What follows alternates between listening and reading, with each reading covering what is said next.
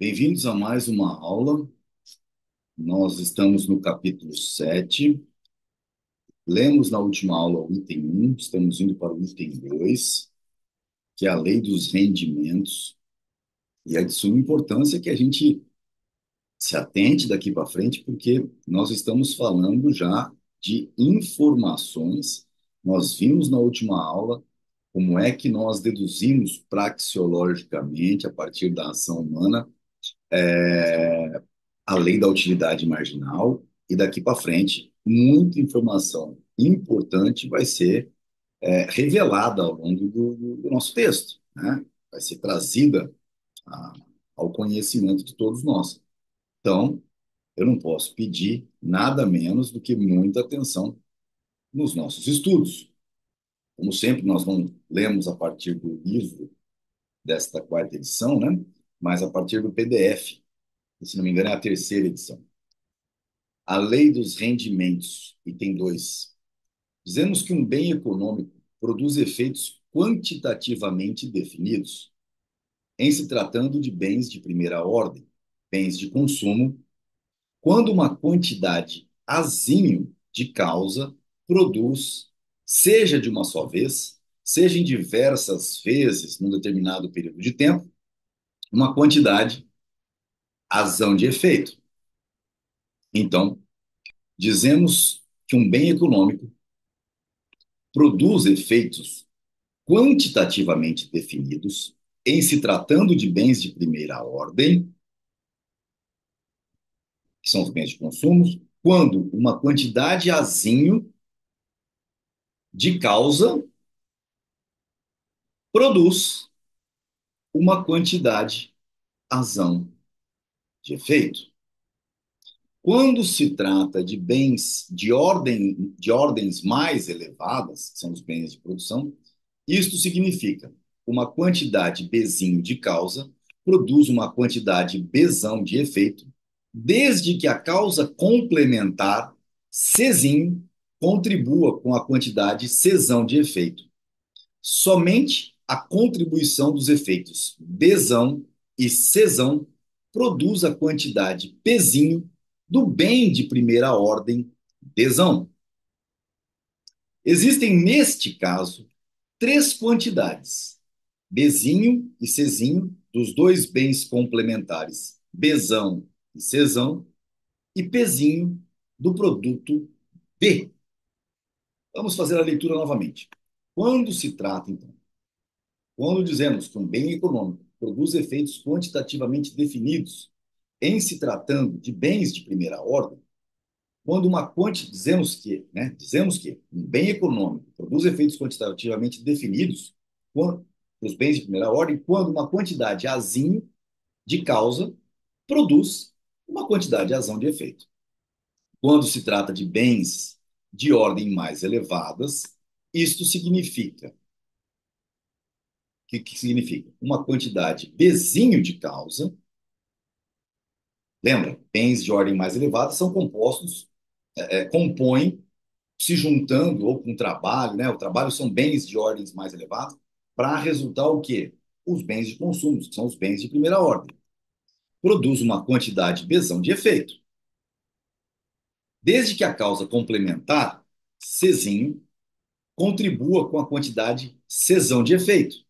Somente a contribuição dos efeitos Bzão e Czão produz a quantidade Pzinho do bem de primeira ordem Dzão.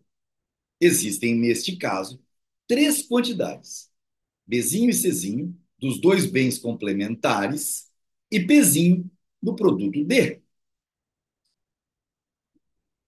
Então, o que está sendo aplicado aqui para nós é, começando com as teorias, quando se trata de bens de ordens mais elevadas, uma quantidade Bzinho de causa produz uma quantidade Bzão de efeito. Desde que a causa complementar Czinho contribua com a quantidade Czão de efeito, somente a contribuição dos efeitos Bzão e Czão produz a quantidade Pzinho do bem de primeira ordem D.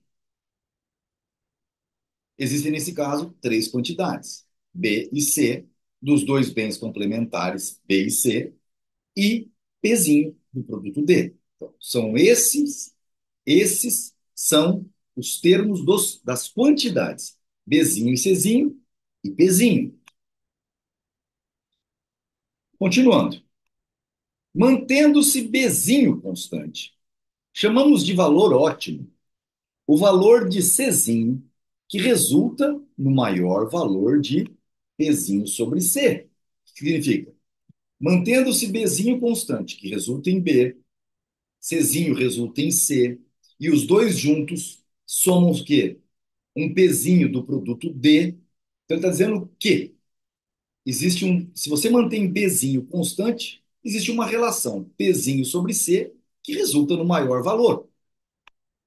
Se diversos valores de Czinho resultam no maior valor de Pzinho sobre C, se diversos valores resultam no maior valor, consideramos como ótimo aquele valor que resulta no maior valor de P. Se os dois bens complementares são utilizados na proporção ótima, ambos produzem o rendimento máximo. Seu poder de produzir, seu valor de uso objetivo é plenamente utilizado. Nenhuma fração de um ou de outro é desperdiçado. Se nos afastamos desta combinação ótima, aumentando a quantidade de Czinho sem alterar a quantidade de Bzão, o rendimento geralmente aumentará, mas não na produção do aumento da quantidade de Czão. Se for possível aumentar a produção de Pzinho para P1, aumentando a quantidade de apenas um dos fatores complementares, por exemplo, substituindo Czinho por Cx, sendo x maior que 1, teremos sempre que P1 maior que P e P1C menor do que PCX. Pois, se fosse possível compensar qualquer diminuição de Bzinho por um correspondente aumento de Czinho, de tal maneira que a quantidade Pzinha permanecesse inalterada, a produtividade física de B seria ilimitada e B não seria considerado como escasso e, portanto, não seria um bem econômico. Seria indiferente ao agente homem se a quantidade disponível de Bzão fosse maior ou menor. Até mesmo uma dose infinitesimal de B seria suficiente para produzir qualquer quantidade de Dzão, desde que a quantidade de C fosse suficientemente grande. Por outro lado, um aumento na quantidade disponível de Bzão não poderia aumentar a produção de D, se não aumentasse a quantidade de C. O rendimento total do processo se, se deveria a Czão. B não poderia ser um bem econômico, um fator capaz de prestar tais serviços ilimitados é, por exemplo, o conhecimento de qualquer relação causal. A fórmula, a receita que nos ensina a preparar café, uma vez conhecida, rende serviços ilimitados. Não perde sua capacidade de produzir, por mais que seja usada, sua capacidade produtiva é inesgotável. Não é, portanto, um bem econômico. O agente homem nunca se acha diante do dilema de ter que escolher entre o valor de uso de uma fórmula conhecida e qualquer coisa útil. Mises coloca aqui, neste grande texto, e através de correlações de inequações, inequações são aquelas que não usam igual, que usa maior, né, ou menor, maior, igual, usam intervalos, né, de resposta, então são chamadas de inequações, mostrando que só são bens econômicos aqueles que você precisa deles e variando a quantidade deles resulta numa variação economicamente mensurável do produto final. E aqui ele está já dando o porquê que não existe bem intelectual, né? Não existe tal coisa como propriedade intelectual. Uma vez conhecida a fórmula de como se faz café, você usa ela infinitamente. A lei dos rendimentos afirma que existem combinações ótimas de bens econômicos de uma ordem mais elevada, fatores de produção. Se nos afastamos desse ótimo, incrementando a quantidade de apenas um dos fatores, a produção ou não aumenta ou pelo menos não aumenta na produção da quantidade incrementada. Então, por exemplo, nós temos uma quantidade de matéria-prima. Se a gente aumenta, está lá no estoque uma quantidade de matéria-prima, se a gente põe mão de obra e produz Czinho, e produz C, e produz um resultado final Dzão, Pzinho de Dzão, se a gente aumenta a quantidade de mão de obra, sem aumentar esta quantidade de produto, você vai aumentando, obviamente, a produção até determinado momento em que você não consegue mais, porque não tem mais isso para ser utilizado por mais pessoas que você coloque, ou maquinários que você implemente. Este é o ponto que nós estamos discutindo. Então, se nos afastamos desse ótimo, voltando à leitura do texto, incrementando a quantidade de apenas um dos fatores, a produção ou não aumenta, ou pelo menos não aumenta na proporção da quantidade incrementada. Esta lei, como foi demonstrado acima, é consequência obrigatória do fato de que uma relação quantitativa determinada entre um bem econômico e os efeitos produzidos pela sua aplicação constitui condição necessária para que este bem seja um bem econômico. Que existe essa combinação ótima é tudo o que a lei dos rendimentos, também chamada dos rendimentos decrescentes, ensina. Existem inúmeras outras questões que esta lei não esclarece e que só a posteriori podem ser resolvidas pela experiência, ou seja, pela compreensão, ou pelo resultado final das ciências naturais. Se o efeito causado por um dos fatores complementares é indivisível, se o efeito causado por um dos fatores complementares é indivisível, só dá número inteiro, não dá frações de resultado, o ótimo é uma combinação que produz o resultado pretendido. Para atingir uma peça de tecido com certa tonalidade, é necessária uma quantidade determinada de tinta. Uma quantidade maior ou menor frustraria o objetivo pretendido. Quem tiver mais corante que o necessário não deve usar o excedente. Quem tiver menos corante que o necessário deve tingir apenas uma parte da peça. O rendimento decrescente, neste exemplo, resulta na completa inutilidade da quantidade adicional, que não deve sequer ser utilizada para não frustrar o objetivo pretendido. Em outros casos, certa quantidade mínima é necessária para produzir o mínimo de efeito. Entre esse efeito mínimo e o ótimo, existe uma zona na qual doses crescentes resultam num incremento proporcional, ou mais que proporcional do efeito. Para fazer uma máquina funcionar, é necessária uma quantidade mínima de lubrificante. Se uma quantidade adicional de lubrificante aumenta o rendimento da máquina proporcionalmente, ou mais que proporcionalmente, para a quantidade adicionada, é algo que só pode ser apurado se recorrermos à experiência tecnológica. A lei dos rendimentos não responde às seguintes questões. 1. Se a dose ótima é ou não a única capaz de produzir o efeito desejado.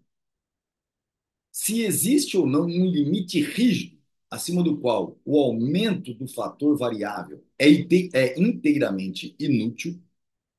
3. Se a queda na produção provocada por um desvio progressivo do ótimo ou o aumento da produção provocado pela aproximação progressiva do ótimo são ou não proporcionais ao aumento ou diminuição do fator variável. Estas questões só podem ser resolvidas experimentalmente.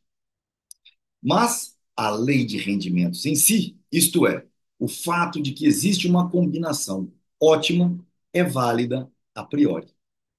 Por quê? Porque sempre que você tem dois bens, que são bens econômicos e, portanto, escassos, eles precisam se juntar numa combinação que resulta em algo ótimo. Se não existe tal relação, é isso que nós lemos até agora. Ou seja, o que Mises está provando aqui é que, via praxeologia, se existem dois bens econômicos, esses bens econômicos existe uma junção, e eles se juntam para dar um resultado, desão, pezinho de desão. Esses dois, sendo bens econômicos, existe sim algo que transforma isso numa quantidade em que essa relação entre elas trará o resultado ótimo. Esse resultado só pode ser verificado através da experimentação. Porém, é uma condição a priorística de que existe um valor ótimo. Esquecendo a questão da fundição em, em indústrias, onde a gente usa oxigênio puro para que a queima seja mais eficiente. Lá atrás, quando você fazia a forja de materiais de ferro, você usava o ar. O ar é um combustível. Nem se sabia que o ar era o comburente, no caso, né, da Terra. Ah, então, o combustível era o carvão. Você, quanto mais carvão você punha, mais calor se gerava. Mas você usava um fole, que é aquele negócio que você sopra o ar lá dentro, para aumentar a queima. Horas. A quantidade de ar era algo que se existe na natureza muito abundante. Ele não é um bem escasso. Agora, a quantidade de ar que você insufla lá dentro dependia de alguém fazendo esforço. Ou seja, eles sabiam que não adiantava colocar mais carvão sem você insuflar ar lá dentro. Então você precisava de ter alguém recebendo algum valor para insuflar o ar com o fole. Esses são pontos importantes de questões para se entender economicamente por aonde que se chega no valor das coisas, tá certo? A lei de Malthus da população e os conceitos de superpopulação absoluta e de população ótima que dela derivam são a aplicação da lei de rendimentos a um problema específico. Então, todo mundo conhece aquela pirâmide de Malthus sobre o que é importante, mas tinha a lei de Malthus da população. Referem-se a mudanças na quantidade de trabalho humano, mantidos constantes os demais fatores. As pessoas que, por considerações políticas, rejeitaram a lei de Malthus combateram com paixão, embora com argumentos falhos, a lei dos rendimentos. Lei essa que, incidentalmente, só conheciam como a lei dos rendimentos decrescentes da aplicação de capital e trabalho ao fator terra. Hoje não é mais necessário dar atenção a essas objurgações, perdão, vazias. A validade da lei dos rendimentos não está limitada ao emprego de fatores de produção em relação à terra. Os esforços para refutar ou demonstrar sua validade por investigações históricas ou experimentais da produção agrícola são tão supérfluos quanto seus resultados. Quem quisesse refutar essa lei deveria explicar por que as pessoas estão dispostas a pagar um preço pela terra. Se a lei não fosse válida, um agricultor nunca procuraria expandir sua fazenda. Bastaria multiplicar indefinidamente a produção de qualquer pedaço de terra, multiplicando o seu aporte de capital e trabalho. Às vezes, as pessoas supõem que, enquanto a lei dos rendimentos decrescentes é válida no caso da produção agrícola, no que diz respeito à produção industrial, prevaleceria uma lei de rendimentos crescentes. Foi necessário muito tempo para que compreendessem que a lei dos rendimentos se aplica igualmente a todos os setores da produção. Se toda lei que parte da praxeologia da ação humana se conclui com a lógica, ela é aceita universalmente, ela não pode ser aceita por um coisa e não para outro. Foi necessário muito tempo para que compreendesse que a lei dos rendimentos se aplica igualmente a todos os setores de produção. É um erro distinguir, na aplicação desta lei, entre agricultura e indústria. O que é chamado, numa terminologia imperfeita ou mesmo errada, lei dos rendimentos crescentes, nada mais é do que um reverso da lei dos rendimentos decrescentes, que, em si mesma, é uma formulação inadequada da lei dos rendimentos. Se nos aproximamos da combinação ótima, aumentando a quantidade de apenas um dos fatores, mantendo os demais sem alteração, a produção por unidade do fator variável aumenta proporcionalmente ou mais que proporcionalmente do que o aumento do mencionado fator variável. Suponhamos que uma máquina operada por dois trabalhadores, esse exemplo vai ficar muito claro para vocês, produz pezinho. Quando operada por três trabalhadores, três pezinhos. Quando operada por quatro trabalhadores, seis pezinhos. Quando operada por cinco trabalhadores, sete pezinhos. E quando operada por seis trabalhadores, também sete pezinhos. Então, só para a gente configurar aqui, suponhamos que a máquina é o item Azinho que resulta em A, certo? De fator de produção. O homem, o trabalhador, é o fator Bzinho, que resulta no fator B de produção. Trabalho. Bzinho resulta em B, trabalhador resulta em trabalho, Azinho de máquina resulta em azão, produto que, juntamente com o trabalho, Czão com azão, dá o Pzinho do produto B, do produto Dzão que a gente viu acima. Então, o exemplo é esse. Suponhamos que uma máquina operada por dois trabalhadores resulte num Pzinho. Porque um precisa apertar um botão para jogar um negócio aqui e o outro aperta um botão que conforma. Só que esse que aperta o botão, ele poderia apertar duas vezes, enquanto esse consegue fazer uma vez só, na esteira. Quando operada por três trabalhadores, ou seja, quando operada por dois, produz pezinho. Quando operada por três, produz três pezinhos. Quando operada por quatro, produz seis pezinhos. Quando operada por cinco, produz sete. E quando operada por seis, também produz sete.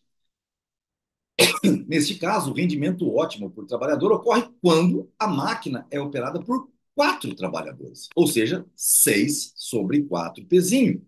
Enquanto nas outras combinações, os rendimentos por trabalhador são respectivamente o quê?